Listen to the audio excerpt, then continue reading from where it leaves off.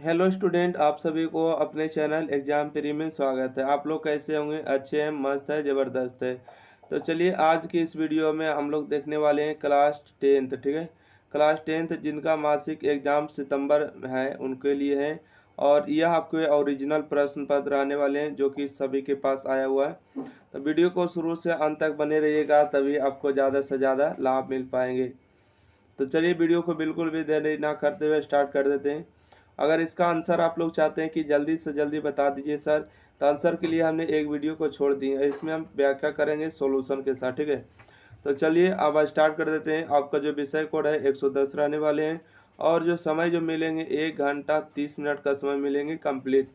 और पूरे आपको 50 नंबर के एग्जाम होने वाले हैं, तो इस बात से हमेशा ध्यान रखिएगा। चलिए स्टार्ट कर देते हैं। क्वेश्चन नंबर देखिए 1। ठीक है, आपको सारा के सारा सोल्यूशन मिलेंगे। क्वेश्चन नंबर 1 है कि x प्लस वाई बराबर 14 है और x माइनस वाई बराबर 4 है, तो निम्नलिखित में जो है एक्स वाई का मान निकालिए। ठीक है, किसका मान निकालिए? एक्स वाई का मान निकालिए। देखिए यहाँ से हम चाहेंगे कि x प्लस एक सेकेंड कौन सा कलम ले ले कि आपको बेहतरीन दिख सके। लाल चलेगा क्या? हमको हिसाब से लाल सगरो दिख जाएगा। नहीं, चलिए लाल कलम को ले लिए। यहाँ से देखिएगा आपको x प्लस वाई, ठीक है, यहाँ से देखिए x प्लस वाई बराबर कितना दिया? 14 दिया, इसको समीकरण 1 मानिएगा। और x माइनस वाई बराबर क्या दिया? 4 दिया, इसको समीकरण 2 मानिएगा। ठीक है, समीकरण 1 और 2 को घटाइएगा तो ये दोनों आपको कैंसिल हो जाएगा। जोड़ने पर x जोड़िएगा तो 2x होगा, बराबर में 14 4 जोड़िएगा तो 18 होगा। ये काटिएगा तो 9 दूना 18 होगा, मतलब कि आपको x का मान कितना आ गया? 9। ठीक है, x का मान जो 9 आ गया है तो x माइनस वाई बराबर कितना दिया है? x माइनस वाई बराबर 4 दिया था। यहाँ पर देखिए 4 रखेंगे, यहाँ पर देखिए x का मान कितना आया? 9। ठीक है, 9 माइनस में y बराबर में 4 हो गया। ये देखिए प्लस में इधर रख माइनस में, तो 9 माइनस में 4, माइनस में इधर रख प्लस में हो जाएंगे। यहाँ से देखिए 9 में से 4 जाएंगे तो 5 बचेंगे, बराबर में y। ठीक है, मतलब x का मान 9 और y का मान 5। ऑप्शन नंबर इसका ए राइट आंसर। ठीक है, उम्मीद है कि आप इस क्वेश्चन को भली भांति समझ पाए ना। चलिए अगला क्वेश्चन देखिएगा। क्वेश्चन नंबर देखिए 2। ठीक है, बताते चलेंगे, क्वेश्चन को ऊपर लिखते चलेंगे। ओके, देखिए क्वेश्चन नंबर 2 में आपसे क्या कहा, पढ़िएगा। तो कहते हैं कि यदि दो संख्या का अंतर 26 है, उनमें एक संख्या दूसरी संख्या के 3 गुना है, तो रैखिक समीकरण होगा, है ना। रैखिक समीकरण बताना है। तो मान लेते हैं कि दो संख्या कौन कौन है। ठीक है, यहाँ पर लिखेंगे माना कि जो है पहली संख्या कितना मान लेते हैं? x मान लेते हैं और दूसरी संख्या y मान लेते हैं। ठीक है, दोनों का अंतर पूछा। अंतर के मतलब घटाव होता है। ठीक है, दोनों का अंतर मतलब कि x माइनस वाई बराबर आपको 26 हो गए। और पूछा कि एक संख्या, ठीक है, एक संख्या जो दूसरी संख्या का कई गुना है? 3 गुना। ठीक है, मतलब कि आपको मतलब मान लेते y जो है दूसरी संख्या, देखिए बोला एक संख्या दूसरी संख्या का 3 गुना है, दूसरी संख्या का 3 गुना। चलिए तो इस तरह से आपको जो है समीकरण तैयार। एक सेकंड देखिए एक संख्या x है, पहली संख्या 1 है, दूसरी संख्या का 3 गुना। ठीक है, 3 बाई, तो यहाँ पर देखिएगा x बराबर 3 बाई हो जाएंगे, तो x माइनस बाई x बराबर 3 बाई। ऑप्शन नंबर इसका सी राइट आंसर होंगे। ठीक है, थोड़ा सा लैंग्वेज को अच्छी तरीक़ा से पढ़िएगा। देखिए एक संख्या मतलब एक संख्या x हो गया, दूसरी संख्या, ठीक है, दूसरी संख्या कौन है? तो बोलिएगा दूसरी संख्या जो है बाई है, दूसरी संख्या बाई का 3 गुना हो जाएंगे। Option number B right answer. चलिए अगला क्वेश्चन देखिएगा। क्वेश्चन नंबर 3 है कि यदि दो संपूरक कोण का बड़ा हिस्सा अपने लघुत्तम कोण के 18 से ज़्यादा है तो बड़े हिस्से का मान निकालिए। कहने का मतलब हुआ कि संपूरक कोण का मान क्या होता है? दो कोणों का योग आपको 180 डिग्री होता है ना, दो कोणों का योग 80 कहता है लघुत्तम कोण कौन है?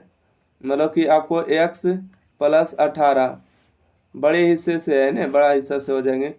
तो इसको जो आपको जोड़ना है, अब बता रहा है कि एक कोण जो है 18 दिया है। ठीक है, तो दूसरा कोण ऐसा क्या रखे, मतलब मान लेते हैं कि x का मान 18 दिया है, तो ऐसा क्या रखे कि 100 यहाँ पर होना चाहिए 180, तो इसमें 81 रखेंगे तो कितना होगा?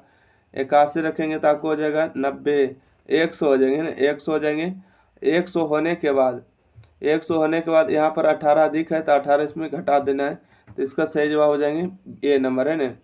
उम्मीद है कि अगर नहीं सीख पाए तो इसमें कोई बात नहीं, टेंशन लेने वाली। आइए अगला देखते हैं। क्वेश्चन नंबर 4 है कि यदि दो व्यक्ति का सम्मिलित आमदनी 8,000 रुपया, ठीक है, इनकम दिया है, ठीक है, दो व्यक्ति का सम्मिलित आमदनी इनकम दिया है, उनकी आमदनी का अनुपात इतना है, तो पहले का आमदनी, ठीक है, देखिए यहाँ पर मान लेते हैं कि एक सेकेंड, यहाँ पर हम मान लेते हैं कि पहला व्यक्ति का आमदनी, ये दूसरा व्यक्ति का आमदनी, ये 9 अनुपात दिया है 7 अनुपात में। जब कभी अनुपात दिया होता है तो इसमें x मान लेते हैं, इसमें x और इसमें भी x हो जाएंगे, ठीक है। तो दोनों का आमदनी दिया है, देखिए रुपया में कितना दिया है, बोलिएगा रुपया में 8,000 दिया है, और रेशियो में कितना दिया है, तो 9 और 7 16 है, ठीक है। 9 और 7 कितना दिया, तो बोलिएगा 16x, और ये दोनों का कितना दिया 80,000, ठीक है, 8,000 है ना। आई 16 पचे 80 हो जाएंगे, 5 मरते 2 0, मतलब x का मान कितना आ जाएंगे 500। तब पूछा है कि क्या पूछा है, ब्याह पूछे, पहले का ब्याह पूछा है। तो यहाँ पर हम बात करेंगे 9 गुने 5 करेंगे तो 45 हो जाएंगे, ठीक है।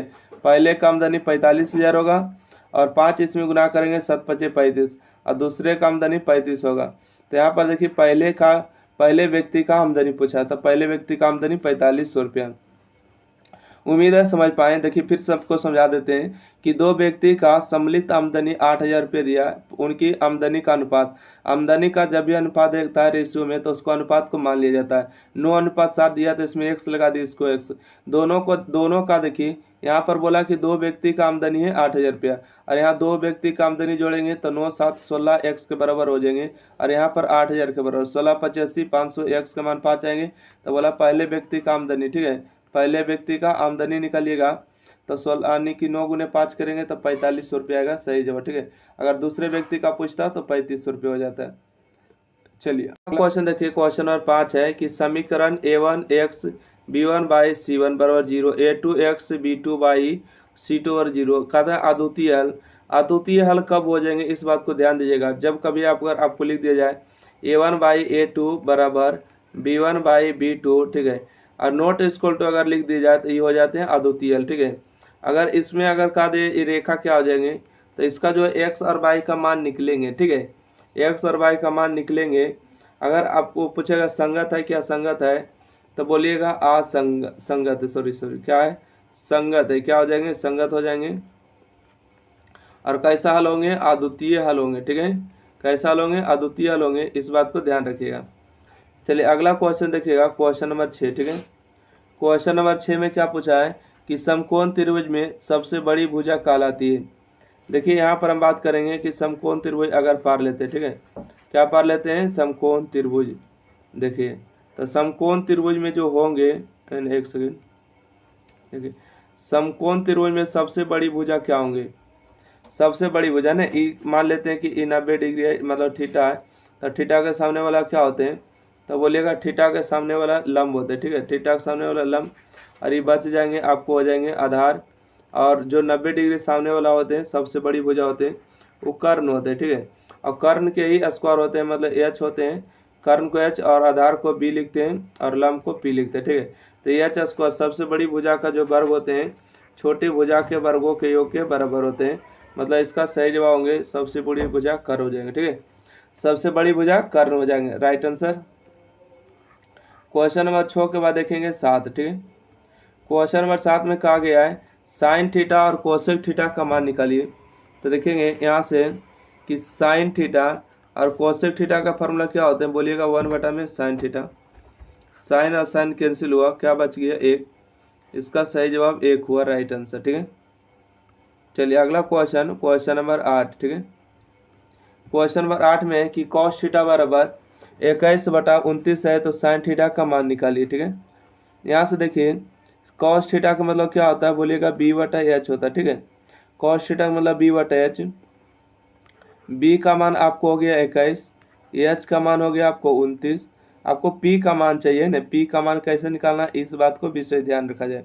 तो देखिए p का मान निकालना है तो इसके लिए एक फार्मूला आता है कि h² बराबर p² प्लस में b², ठीक है। h का मान आपको दिया है क्या, यहाँ पर दिया h का मान 29 का स्क्वायर हो जाएगा 881, ठीक है, 841 हो जाएंगे, बराबर में p का मान तो निकालना है तब p² हो जाएंगे, प्लस में b का मान 21 है, 21 का स्क्वायर कितना होगा 441 हो जाएंगे, ये प्लस में इधर आके माइनस में होंगे, तो 841 में से 441 जाएंगे बराबर में पी स्क्वायर। दोनों को घटाएंगे, देखिए 41 में से 41 जाएगा ख़त्म, 400 में से 800 में से 400 जाएगा, 400 बचेगा। ठीक है, कितना बचेंगे, तो यहाँ से बोलिएगा कि 400 बराबर में हो जाएंगे पी स्क्वायर। ठीक है, कितना हो जाएंगे, पी के स्क्वायर होंगे, स्क्वायर में इस तरफ आके रूट हो जाएंगे बराबर में पी का मान कितना होंगे, 400 का वर्गमूल हो जाएंगे 20। ठीक है, 400 का वर्गमूल 20 हो जाएंगे। आपसे क्या पूछा है, साइन थीटा का मान पूछा। ठीक है, साइन थीटा का फार्मूला क्या होते हैं, पी बटा एच होता है। ठीक है, पी का मान कितना है, तो बोलिएगा पी का मान 20 है। एच का मान कितना है, तो देखिए एच का मान यहाँ पर दिया आपको, एच का मान आपको 29 है। ठीक है, तो 20/29 इसका सही जवाब है, ऑप्शन नंबर इसका बी राइट आंसर है ना। चलिए, आप चाहते हैं स्क्रीनशॉट लेना तो ले सकते हैं। ठीक है, अगला क्वेश्चन कहते हैं कि समकोण त्रिभुज में कर्ण और भुजा मिलकर निर्देशांक कोण जो बनाती थीटा क्या कहलाती, तो वो बेस बनाती है। ठीक है, बेस बनाती है, इसका राइट आंसर याद करना होगा। चलिए, अगला क्वेश्चन हम बात करेंगे, क्वेश्चन नंबर 10। क्वेश्चन नंबर 10 है कि साइन थीटा बराबर कॉस थीटा, तो थीटा का मान क्या होगा। देखिए, हम यहाँ से हम लिखते हैं कि साइन थीटा बराबर में कॉस थीटा। ठीक है, दोनों का जो मान होता है कौन सही हो गए, तो एक काम कर देते हैं, थोड़ा सा हम इधर लिख देते हैं साइन का मान। ठीक है, साइन का मान यहाँ लिखेंगे और यहाँ पर लिखेंगे कॉस का मान, तब आपको यहाँ पर क्लियरली समझ में आएगा। ठीक है, साइन का मान लिखेंगे, यहाँ पर कॉस का मान, तो आप बताइएगा एक सेकेंड कि साइन 30 का यहाँ पर क्या है, साइन का मान लिखेंगे। साइन 0 का मान कितना होगा, तो साइन 0 का मान 0 होगा।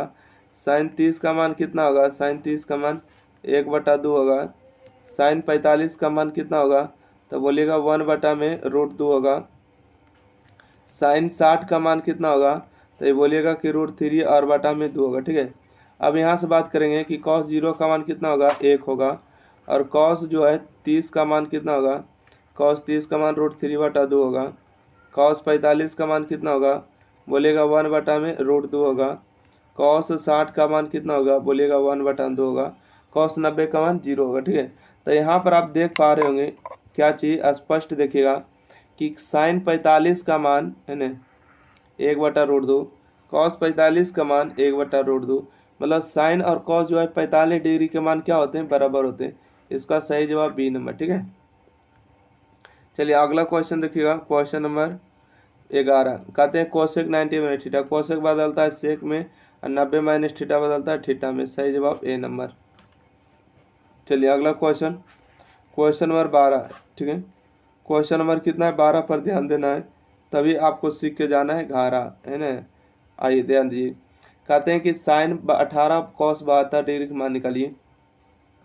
देखिए, यहाँ पर आपको लिखा गया है कि साइन 18 डिग्री और बटा में कॉस 72 डिग्री है ना।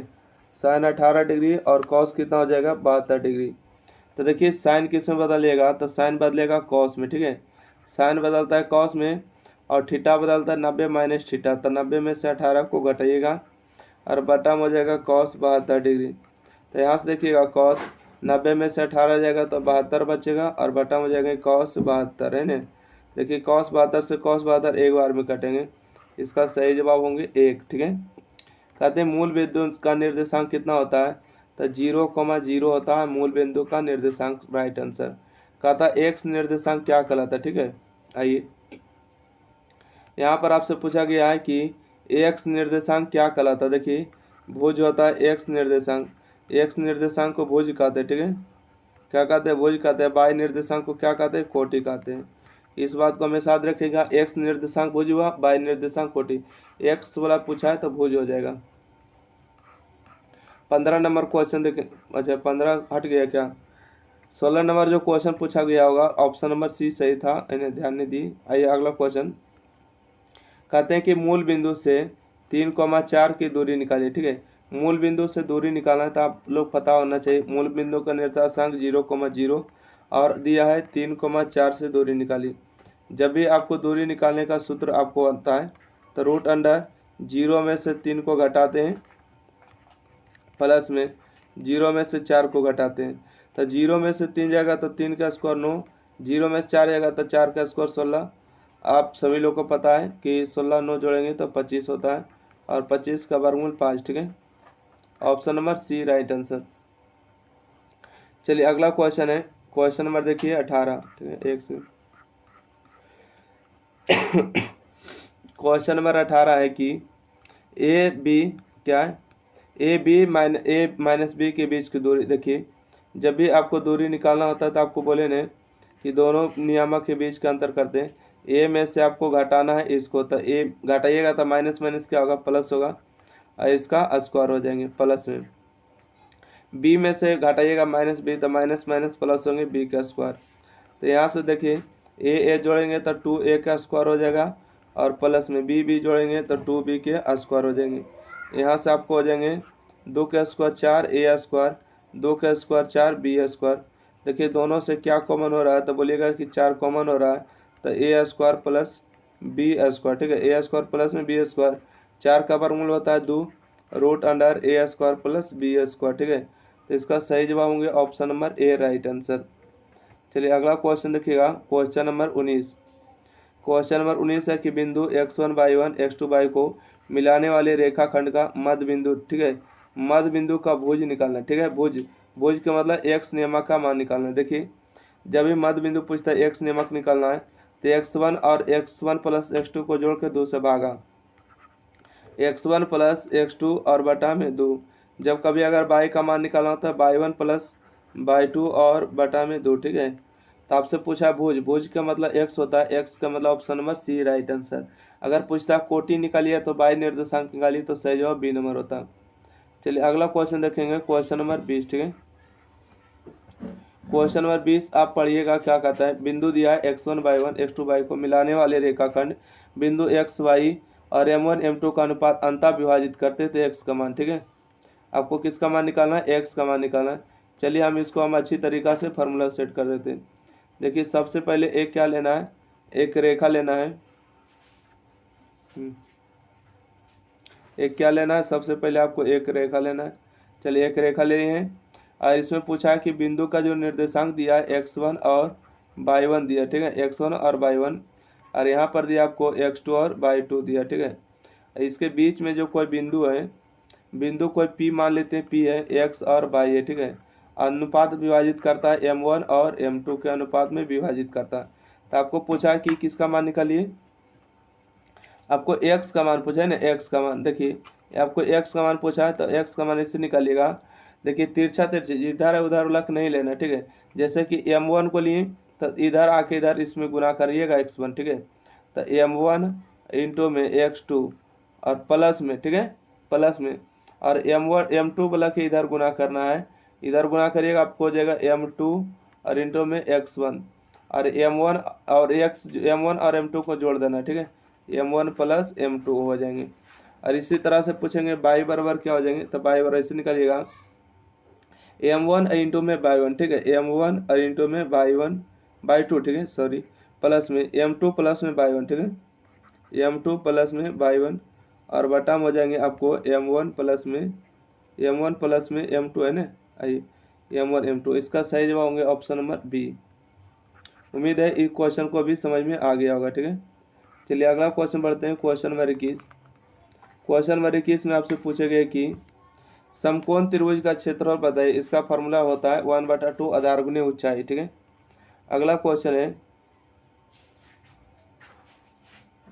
यदि दो समरूप त्रिभुज के क्षेत्रफल का अनुपात दिया 64:121 है, तो आपको उनकी संगत भुजा का अनुपात। देखिए जब भी कभी अगर आपको क्षेत्रफल का अनुपात दे और भुजा का अनुपात पूछे, तो दोनों को क्या चढ़ाइए, रूट अंडर चढ़ा दीजिए।